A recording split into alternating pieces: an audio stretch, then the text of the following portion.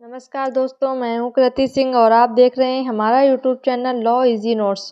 Law को समझना हो गया है इजी। दोस्तों यहाँ पर हम आपको लॉ को आसान भाषा में समझाने का प्रयास करते हैं। दोस्तों टॉपिक स्टार्ट करने से पहले आप हमारे चैनल को सब्सक्राइब जरूर करें, जिससे भी आप कोई भी वीडियो मिस ना करें। तो चलिए स्टार्ट करते हैं। दोस्तों आज हम बात करेंगे क्षेत्रीय संबंध के सिद्धांत के बारे में।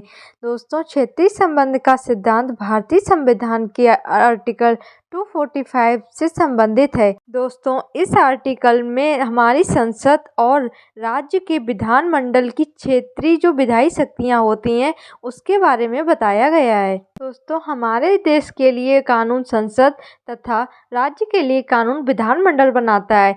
दोस्तों संसद तथा विधानमंडल किस सीमा में रहकर कानून बनाएगा, इस शक्ति का प्रावधान किया गया है। दोस्तों हमारे भारतीय संविधान का आर्टिकल 245 का पार्ट 1 यह कहता है कि हमारे देश के लिए कानून संसद बनाएगा और उस कानून का पालन पूरे देश में किया जाएगा। दोस्तों हमारे देश की जो संसद है वह किसी विशेष क्षेत्र के लिए भी अलग से कानून बना सकती है। मान लीजिए दोस्तों कोई राज्य क्षेत्र है, वह अपने लिए कानून नहीं बनाना चाहता है तो वह संसद कैसे बोल सकता है और संसद उसके लिए कानून बनाकर देगी। और दोस्तों जो राज्य होता है उसके लिए विधानमंडल कानून बनाती है और विधानमंडल राज्य के किसी विशेष क्षेत्र के लिए अलग से कानून भी बना सकती है। दोस्तों संविधान का आर्टिकल 245 का पार्ट 2 यह कहता है कि जो संसद कानून बनाती है उसको हम यह मानकर अस्वीकार नहीं कर सकते हैं कि वह कानून हमारे राज्य क्षेत्र में नहीं आता है।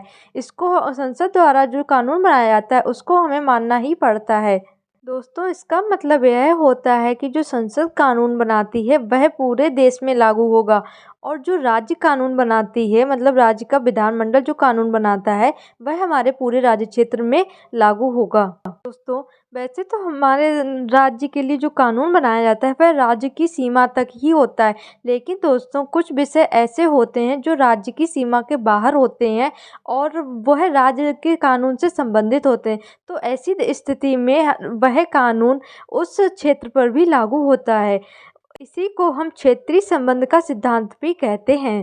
दोस्तों इसे हम आसान भाषा में ऐसे समझ सकते हैं कि जो कानून विधानमंडल द्वारा राज्य के लिए बनाया जाता है वह कानून उस राज्य के बाहर उस क्षेत्र पर भी लागू होगा जो उस विषय से संबंधित है। दोस्तों उच्चतम न्यायालय के अनुसार जो क्षेत्रीय संबंध का सिद्धांत होता है वह तभी लागू हो सकता है जब वह क्षेत्र तथा वह विषय जिसके लिए वह कानून बना है वह उस राज्य से वास्तव में संबंधित हो तथा वह कानून जिसके अंतर्गत वह दायित्व उत्पन्न हुआ है वह उस क्षेत्र के संबंध के अनुकूल हो तथा प्रत्येक क्षेत्र के लिए प्रत्येक कानून लागू होने के लिए अलग अलग परिस्थितियां होती हैं। किन परिस्थितियों में कौन सा कानून लागू होगा यह उसकी स्थिति पर निर्भर करता है। सारे कानून प्रत्येक क्षेत्र पर लागू नहीं हो सकते हैं।